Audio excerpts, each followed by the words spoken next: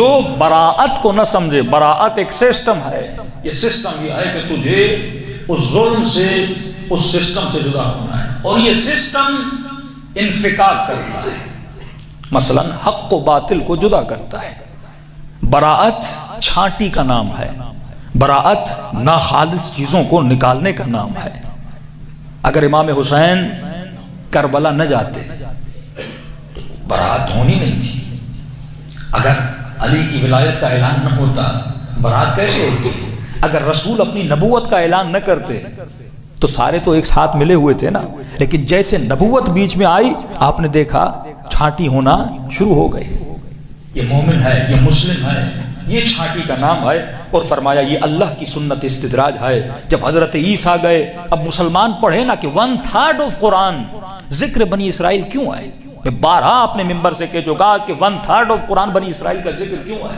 جو قرآن مسلمانوں کے لیے نازل ہوا، لیکن خدا بار بار انبیاء گزشتے کی سنتوں کو دکھا رہا ہے اور سنا رہا ہے، اور ان کے اوپر کون سے عذاب آئے اور کون سے امتحانات ہوئے۔ اے مسلمان پڑھ وَاعْتَبِرُوا يَا أُولِي الْأَلْبَابِ، یہ قرآن تیری عبرت کے لیے ہے کہ سیکھو کہ میں نے امت آئے گزشتہ اور پچھلی امتوں سے کون سے امتحان لیے تھے۔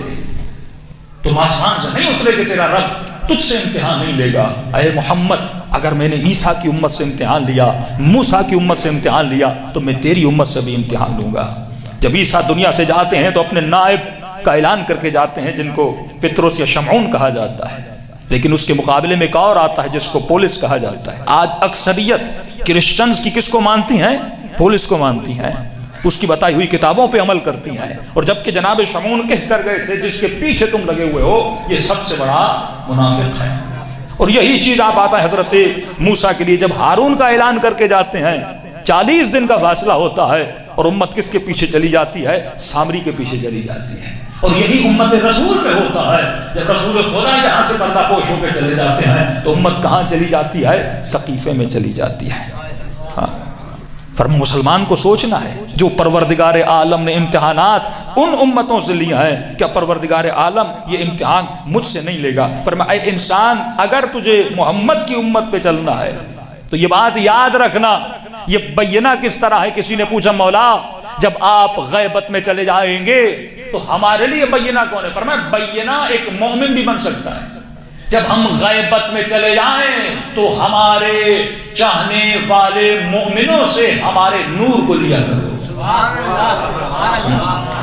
امام مثال دیتے ہیں، امام فرماتے ہیں ہم ہیں سورج کی طرح اور ہمارے چاہنے والے مومن ہیں چاند کی طرح۔ یہ اس زمانے میں مولا کہہ رہے ہیں جب ٹیکنالوجی آئی نہیں تھی، جب سائنس آئی نہیں تھی۔ آج سائنس میں ثابت ہوا ہے کہ چاند کا جو نور ہے وہ اپنا نہیں ہوتا۔ یہاں پر میں مرجعیت کی سب سے بڑی دلیل دینے والا ہوں امام کے اس کلام سے۔ امام فرماتے ہیں کہ ہمارے جو چاہنے والے ہیں وہ ہیں چاند کی طرح، ہم ہیں سورج کی طرح۔ جب سورج ہوتا ہے تو چاند نہیں ہوتا، جب سورج ہوتا ہے تو چاند نہیں ہوتا، کیونکہ سورج کی روشنی اتنی ہے نہ چاند کی ضرورت ہے نہ ستاروں کی ضرورت ہے۔ اور جب سورج ڈھل جاتا ہے، مطلب جب سورج غیبت میں چلا جاتا ہے، جب امام غیبت میں چلا جاتا ہے تو تم نور کس سے لیتے ہو؟ چاند سے لیتے ہو۔ فرمایا جب ہم نہ ہوں تو ہمارے بعد نور علماء سے لیا کرنا۔ علماء کس طرح ہیں؟ چاند کی طرح ہیں، اور ان کا نور ان کا اپنا نہیں ہے، یہ نور سورج کا نور ہے۔ عالم صرف اس نور کو انعکاس کرتا ہے، اس نور کو لیتا ہے۔ عالم ایک آئینہ ہے جو نور محمد اور آل محمد تو تم تک پہنچاتا ہے۔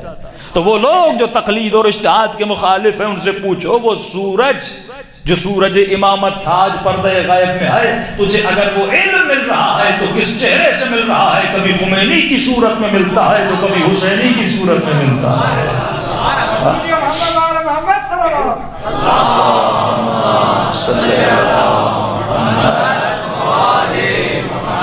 وعجل فرجهم